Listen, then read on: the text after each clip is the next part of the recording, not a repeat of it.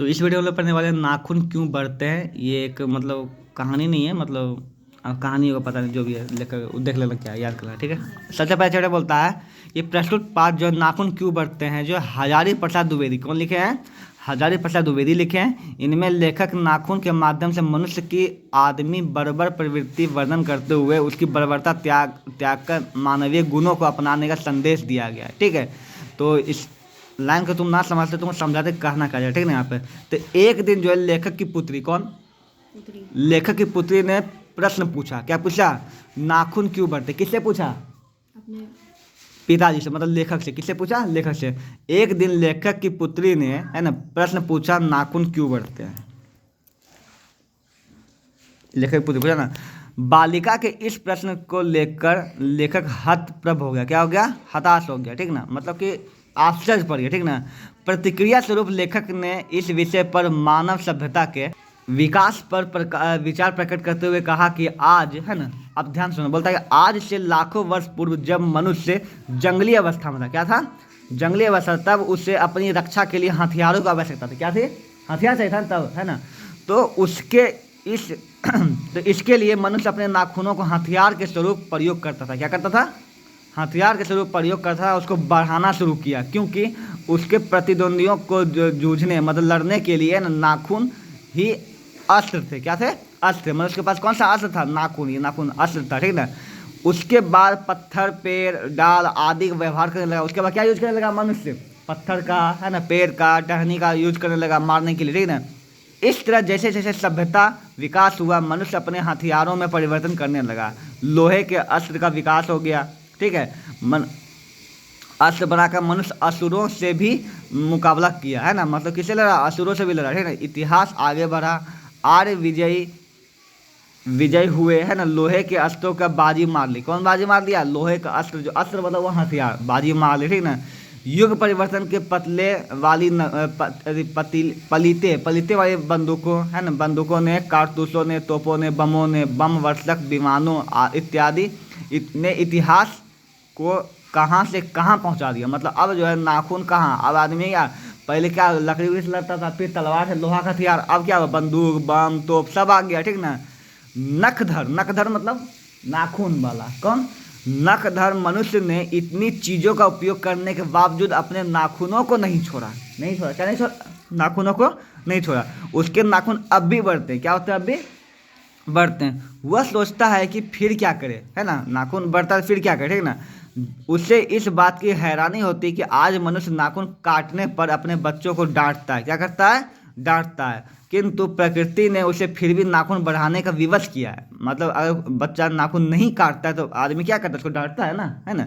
लेकिन फिर भी प्रकृति ने नाखून उसको दिया है ना, बढ़ाने पर विवश किया है। मनुष्य को अब उसमें कोई गुना शक्तिशाली, मनुष्य को अब जो है इससे कई गुना शक्तिशाली अस्त्र शस्त्र मिल चुके हैं। मतलब नाखून से क्या होगा? नाखून से मुँह ना छोड़ सकते हैं किसी, बंदूक, ये सब कुछ हो चुका है, ठीक है। इस कारण मनुष्य अब नाखून नहीं चाहता। क्या नहीं चाहता? क्यों नहीं चाहता? क्योंकि अब उसके पास अलग अलग अस्त्र शस्त्र है। अब कहा है, चाकू है, छुरी है, बम है, विस्फोट है, सब है।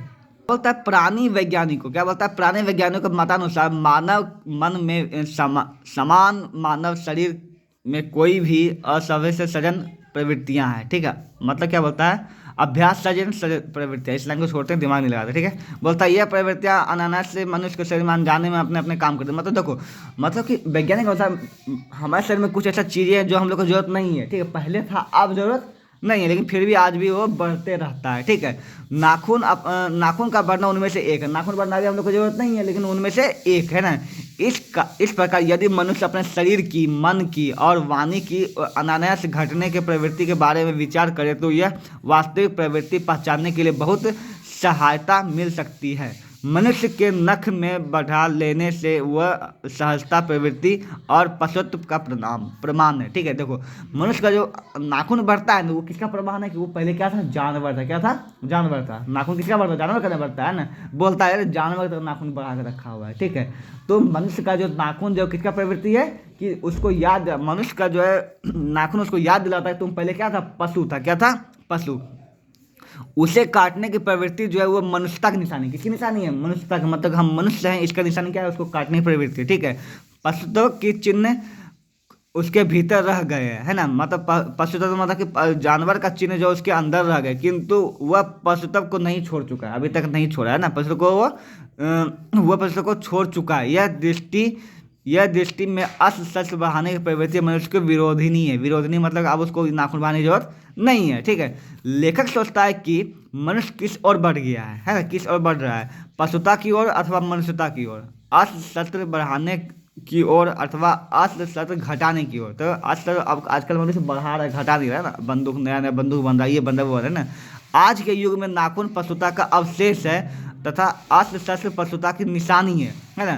क्या बोलता है, नाखून क्या है, अवशेष है। क्या, पशुता का अवशेष मतलब पहले का बचा हुआ चीज है नाखून, अवशेष मतलब पहले का बचा हुआ चीज है, ठीक है। और अश्लील शस्त्र क्या है, पशुता की निशानी है, ठीक है। इसी प्रकार भाषा में भी विभिन्नता, शब्द रूप विभिन्न प्रतीकों, जैसे कि अंग्रेजी हुआ इंडिपेंडेंस शब्द, है ना, अर्थात अधीनता, यह किसी अधीनता का अभाव, किंतु इसका अर्थ जो है स्वाधीनता। इसको क्या स्वाधीनता पढ़ते हैं, बीच में बेकार से इसे हटा दिया। बोलता है मनुष्य किस बात में पशु से भिन्न, भिन्न मतलब अलग है, इस और किस बात में एक, है ना। बोलता है कि आहार निंद्रा, है ना, आहार मतलब खाना, है ना, निंद्रा मतलब सोना, ठीक है। आदि दृष्टि में मनुष्य जो है तथा पशु के समान है। क्या, पशु के समान है, ठूसता भी है जानवर की तरह और सोता भी जानवर की तरह। फिर भी मनुष्य पशु से भिन्न है, फिर भी आदमी क्या पशु से भिन्न है, क्या, क्योंकि मनुष्य जो है संयम, श्रद्धा, त्याग, है ना, तपस्या और दूसरे का सुख दुख के प्रति संवेदना का भाव है उसमें, क्या फीलिंग्स है उसमें, ठीक है। मनुष्य लड़ाई झगड़ा को अपना आदर्श नहीं मानता है, ठीक है। वह क्रोधी तथा अविवेकी बुरा समझता है, ठीक है, मतलब जो क्रोध करता है उसको बुरा मानता है, ठीक है। मन वचन कर्म के लिए वह असत्य आचरण को गलत मानता है, ठीक है। यह धर्म मात्र मनुष्य है, यह धर्म मात्र मनुष्य का है, ठीक है।